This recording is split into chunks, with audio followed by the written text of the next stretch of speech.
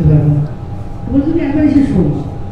গেলাম, আমরা শোনালো, আমি বললাম বেশ ভালো, কিন্তু আরেকটু এদিক ওদিক মানে আমি বলে সাজেশন দিলাম, এরকম এরকম করে যদি চরিত্রটা করিস তাহলে আমি করতে পারি।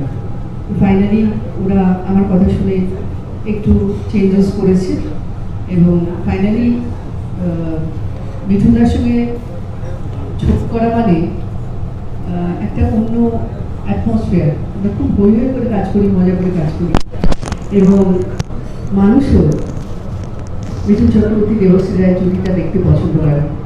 আমি সেই দিক থেকে বলবো মানুষ আসুক, কারণ পুজোতে যে বা যারা ভাবছে ছবি দেখবে তারা শাস্ত্রী দেখুক।